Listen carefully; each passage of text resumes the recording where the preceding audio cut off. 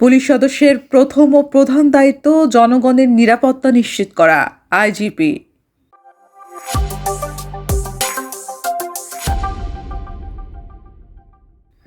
পুলিশের আইজিপি মোহাম্মদ আলী হোসেন ফকির বলেছেন, একজন পুলিশ সদস্যের প্রথম ও প্রধান দায়িত্ব হবে জনগণের নিরাপত্তা নিশ্চিত করা, আইন শৃঙ্খলা রক্ষা করা এবং ন্যায় বিচার প্রতিষ্ঠায় নিরলসভাবে কাজ করা।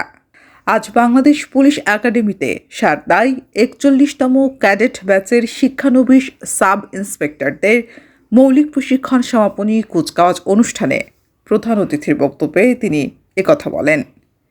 আইজিপি বলেন, বর্তমান বিশ্বের প্রেক্ষাপটে অপরাধের ধরন দ্রুত পরিবর্তিত হচ্ছে।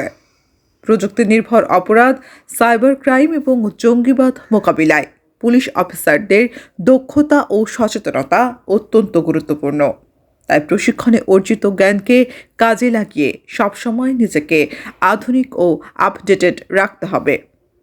প্রশিক্ষণপ্রাপ্ত পুলিশ কর্মকর্তাদের উদ্দেশ্যে তিনি বলেন, তোমরা আজ শুধু একটি চাকরিতে যোগ দিচ্ছ না, বরং একটি মহান সেবামূলক পেশায় আত্মনিয়োগ করছ, যে পেশার মূল মন্ত্রই হল সেবায় ধর্ম।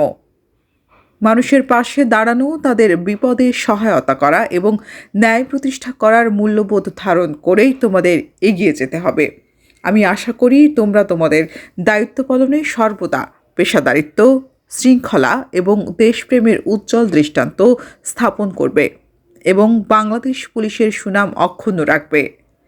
এর আগে আইজিপি শিক্ষানবিশ সাব ইন্সপেক্টরদের অভিবাদন গ্রহণ ও প্যারেড পরিদর্শন করেন।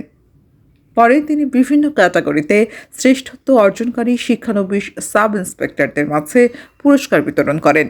উল্লেখ্য, 209 জন শিক্ষানবিশ সাব ইন্সপেক্টর এবারের প্যারেডে অংশ নেন।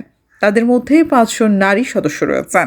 কুচকাওয়াজ অনুষ্ঠানে আরও উপস্থিত ছিলেন সারদা পুলিশ একাডেমির প্রিন্সিপাল GM আজিজুর রহমান সহ জনপ্রতিনিধি এবং সামরিক ও বেসামরিক বিভাগের বিভিন্ন দপ্তরের প্রধানগণ।